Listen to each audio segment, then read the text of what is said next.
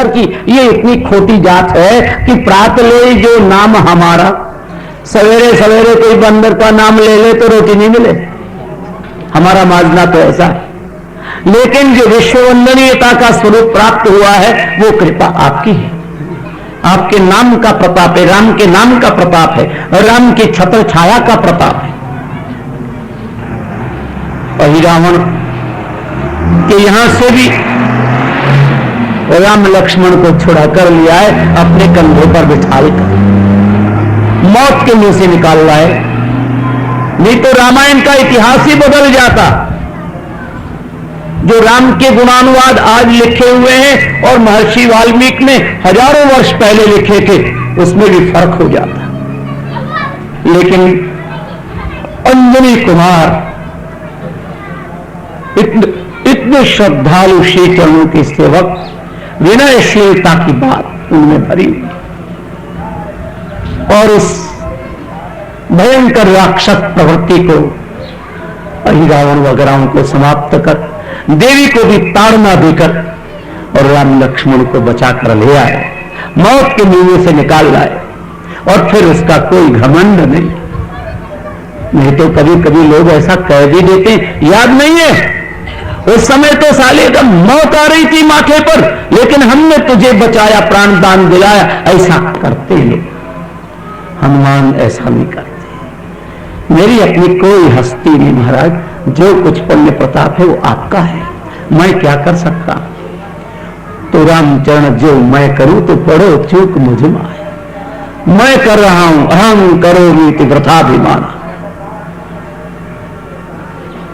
तो हमेशा अपनी देव दुर्लभ इस मनुष्य यात्रा को पवित्र बनाओ, इसमें राम गुरु चरणों में परम श्रद्धावान बनकर रहो।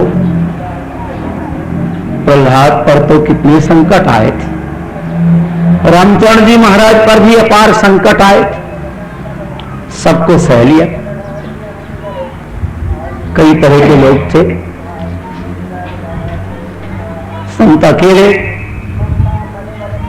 और एक स्थान में निवास कर रहे शिष्य मंडली के सेता भीलवाड़े में, वहां आपको मारने के लिए रात को दिन को आदमी आए,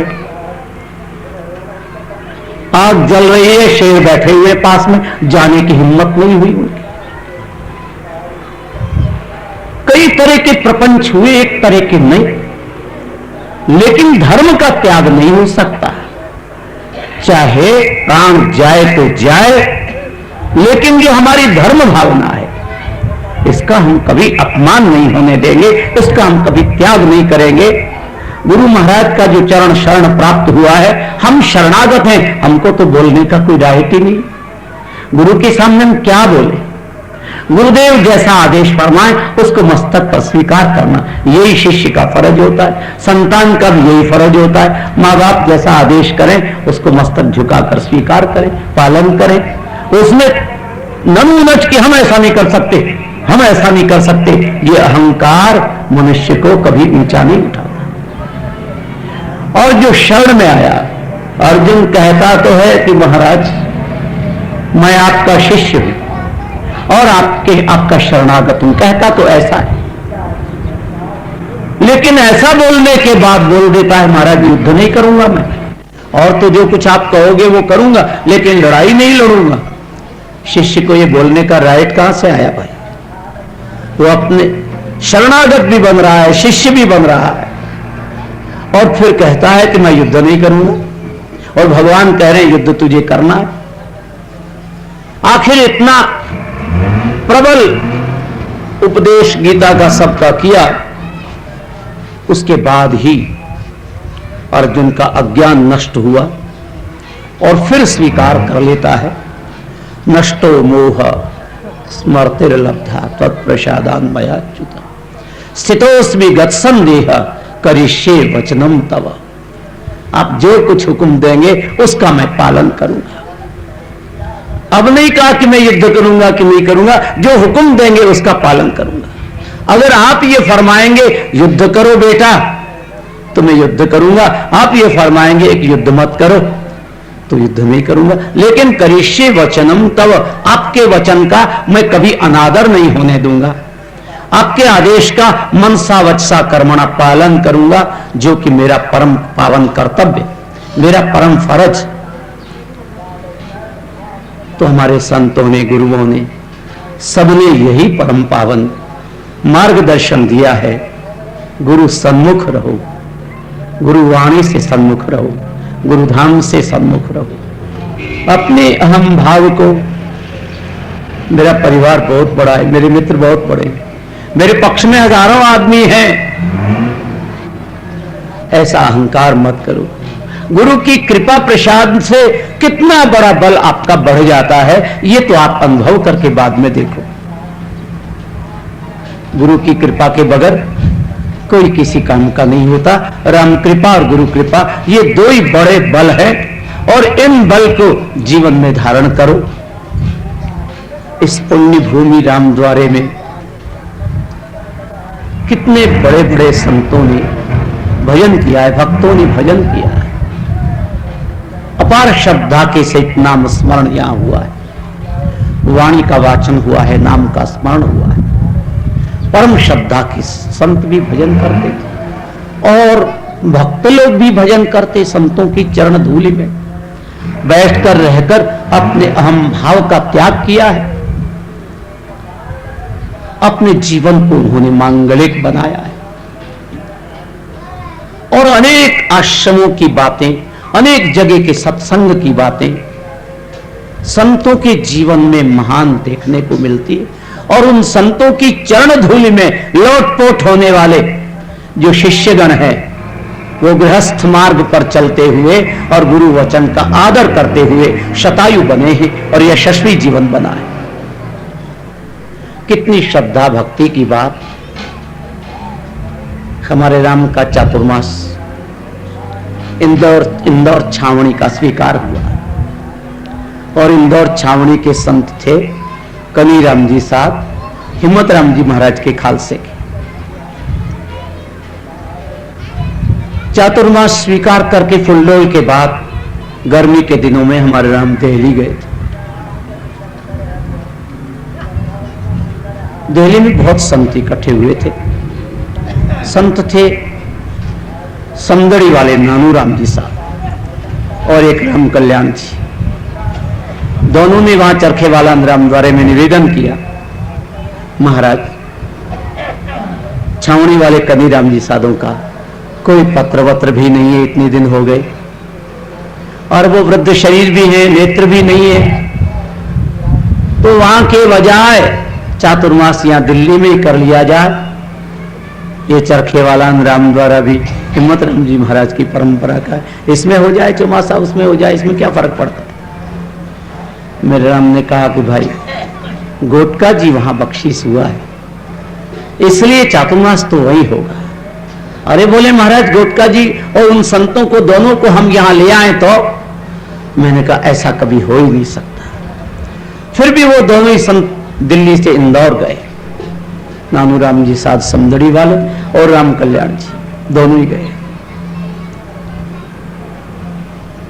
भैया जी राधा किशन जी मिल गए, मूछाल सेठ, बहुत बड़े श्रद्धालु शरीर थे। जब हमारे राम ने उनको भजन का कहा तो प्रेमाश्रु बहते हुए जाके और भजन कहते थे, और वैसे बहुत कड़क थे। छत्रीबाग रामद्वारे की जो मुनियों के निवास के टाइम में जैसी व्यवस्था थी, उस व्यवस्था को बराबर संचालित करते थे। कई वो आ गए और साधुओं का उनका, और साधुओं ने उनके सामने बात की कि हम इसलिए आए हैं, हजूर दिल्ली विराजे हुए, और यहां से कनीराम जी साहब और गोटका दोनों को लेकर हजूर में चातुर्मास इंदौर के बजाय वहां का हो जाए। तो भैया जी राधा किशन जी ने उन संतों से कहा, महाराज ये कनीराम जी को गोटका नहीं मिला है, गोटका मिला है इंदौर के राम स्नेहियों को। इंदौर के राम स्नेहियों का बीज नष्ट नहीं हुआ है। गोटका इंदौर को मिला और चातुर्मास दिल्ली हो जाए, हम लोग मर गए क्या? क्या समझा आपने? हम लोग अभी जीवित हैं। जो राम स्नेही समाज में राम स्नेही संत चरण में विश्वास करने वाले, गादी में विश्वास करने वाले हम लोग मौजूद हैं, ऐसा हरगिज नहीं हो सकता। महाराज श्री का चातुर्मास यही होगा, जो कि पुराने सत्संगी शरीर, ऐसे श्रद्धालु, इतनी पवित्र उज्जवल भावना, तो संतों को वापस यूं ही आना पड़ा। मेरे राम ने तो पहले ही कह दिया था कि ऐसा नहीं हो सकता, लेकिन एक श्रद्धालु सेवक की भावना, कितनी उज्जवल वृत्ति की बात उसने कही, तो ये अपने समाज की दृढ़ता की बात है। समाज में संगठन की शक्ति महान शक्ति होती है। मुट्ठी देखो बंधी हुई है तो लाख की है, लोग सोचते पता नहीं मुट्ठी में क्या है, और जब खुल गई तो खाक की हो गई। पांडव लोगों को वनवास में भेज दिया था दुर्योधन वगैरह ने। एक दफा दुर्योधन अपने मित्र मंडल के सहित, चांडाल चौकड़ी सहित सलाह करता है, हम अपने ठाट पाट से चलें और पांडव दुखी होंगे, जंगल में झोपड़ी में बैठे होंगे, हमारा शाही ठाट पाट देखेंगे, उनके दिल में होली उठेगी, जलन होगी, दुख पाएंगे, थोड़ा दुख पाएंगे, उतना ही बढ़िया हम खुशी मनाएंगे। इस नियत से वो वहां जंगल में गए। वहां एक बीच में तालाब पड़ता था, बहुत विशाल, औरतें भी साथ में थी। पिकनिक मनाने के लिए गए और अंदर में पांडवों को दुखी बनाने के लिए गए, जलन, उनको जलन पैदा करने के लिए गए।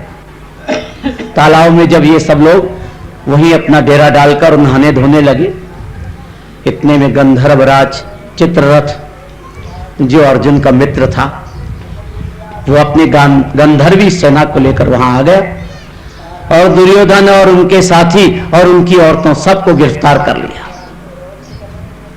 अब दुर्योधन का, उसका मित्र कर्ण भी साथ में था।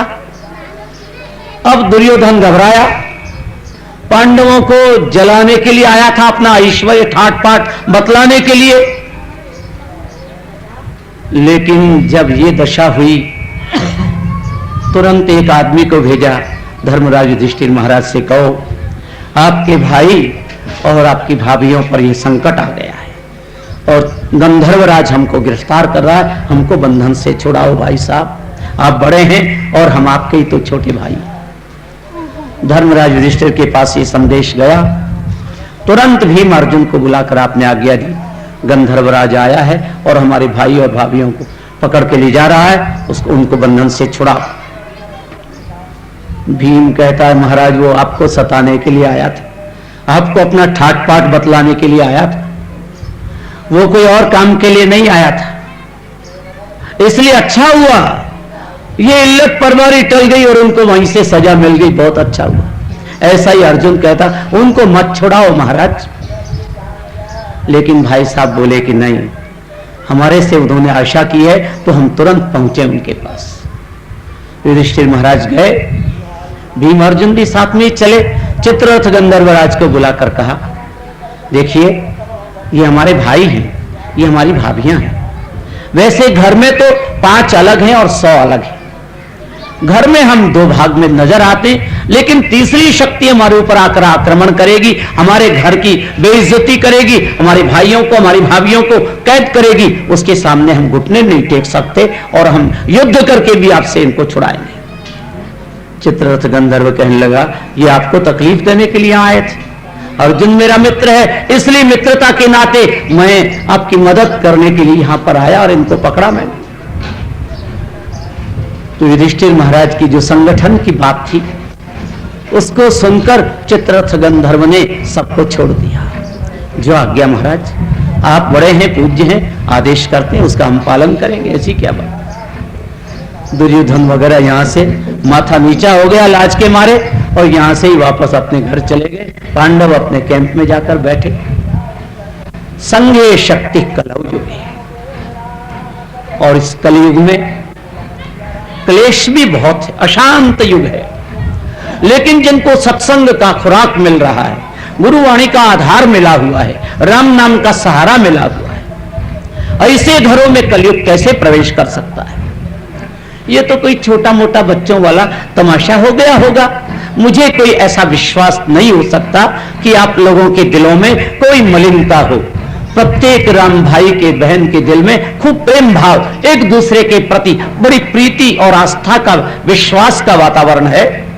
छोटा मोटा कभी आंधी आती है और कमरे के खिड़कियां खुली रह जाए तो भीतर में धूल भर जाती, कचरा आ जाता है, तो चतुर लोग उसमें वापस खिड़कियां बंद करके और झाड़ू लगाकर जगह को साफ कर लेते। तो चतुर हैं आप सबके सब। वर्षों तक आपने ज्ञानी गुणी महापुरुषों का संग किया, उनके चरणों में बैठे, उनकी सेवा की है। आपके समाज में और इस तरह की विघटन की बात मैं कभी सोच भी नहीं सकता। जब मैंने सुनी बात तो सोचा कि भाई ये तो बहुत बुरी बात हुई, अच्छी बात नहीं, इस काम को कौन अच्छा कहेगा। और देखो जहां जरा जरा सी बात होती है ना, जब प्रेम भाव होता है तो सब कुछ बात दब जाती, और प्रेम नहीं होता तो इतनी सी बात भी किसी ने कह दी होगी, उसको लोग पहाड़ बना लेते हैं। उसने ऐसा कहा, वो कहता उसने ऐसा कहा, अरे वो जब आपस में मिल जाए तो भाई किसी ने कुछ नहीं कहा, बिचौलिए ने कोई थोड़ा सा वातावरण खराब करने की कोशिश की होगी। लेकिन आप समझदार हैं, एक दूसरे को समझा लो, प्रेम से गले मिल लो। राग द्वेष क्या है, क्या बांटना है, कोई जागीरियां तो है नहीं भाई, जागीरदारों का टाइम तो बीत गया। अभी तो खूब मेहनत करते हो, अपने अपनी कमाई खाते पीते हो मौज से। कोई आपको तो जब समाज का ऐसा वातावरण कभी आता है तो समाज का स्वागत करने का काम होता है, वो बहुत ही बढ़िया बात। तो सब भाई मिलजुल कर बड़े प्रेम से कार्यक्रम करो। हमारे राम ने यहां श्रीमद् भागवत सप्ताह पंडित जी के समय में किया, तब यहां देखते थे रोज पंगत लगती थी। कल भी मेरे राम रास्ते में बात करता आया कि भाई हमारे इस क्षेत्र का भोजन प्रधान रूप से मालपुआ होता और चने की दाल होती है। लेकिन कल कोई सोच समझकर उन्होंने बूंदी बना दी, तो मैंने इनसे कहा कि भाई यहां का तो मालपुआ होता, बूंदी बन गई, वो भी अच्छा, कोई बात। जीवन में मिठास का संपुट हो, प्रेम का संपुट हो, विश्वास का संपुट हो, इसकी आज पूरे विश्व को जरूरत है। और ये आपका स्वभाव, आपका घर, आपके अपने पारिवारिक जीवन में किसी में किसी तरह की कोई सी भी कटुता नहीं, और इसमें तरह तरह की बातें लोग बना देते। भाई रामनिवास और कुछ भाई उनके साथ केकड़ी में आए, यहां के लिए अर्ज किया, बहुत आग्रह किया, बहुत आग्रह। मेरे राम ने कहा भी कोई प्रयोजन है नहीं भाई, फिर क्यों इतना आग्रह करते हो। बोले एक दिन, एक टाइम, जितना भी आपके पास समय हो। मेरे राम ने कहा मेरे को शाहपुरा होते हुए और फिर आगे जाना है, मेरे आंख के ऑपरेशन का समय भी निश्चित हो गया, तिथि निश्चित हो गई, इसलिए बीच का टाइम रास्ते में थोड़ा लगा और पहुंचना है। लेकिन उनका तो वही आग्रह चलता रहा, एक बार कहो चाहे 10 बार कहो, थोड़ा टाइम टाला भी सही कि भोजन करने के बाद करेंगे वे बात। तो वो फिर हाजिर हो गए, वैसी की वैसी बात। मैंने कहा ठीक है, जितना टाइम होगा उतना समय देंगे। और उसके बाद में भाई राम प्रसाद जी, नगद राम जी, ये भी दोनों आए। उन्होंने सबसे पहला तो दुख ये प्रकट किया, रामनिवास अकेला ही हाजिर हो गया, हम लोगों को कहा नहीं तो हम साथ में आ जाते। मैंने कहा भाई ये तो बच्चा है और कोई न कोई भूल तो हर इंसान से हो ही जाती है, कोई न कोई कारण होगा इसलिए नहीं आया। मेरे राम को तो इसका ये आपस में इस तरह की खिंचातान है, इसका पता ही नहीं था। लेकिन जब जो जो योग बनता है ना, वो राम जी महाराज की कोई न कोई अहेतु की कृपा होती है। नगद राम और भाई राम प्रसाद, इन्होंने अर्ज वहां यही किया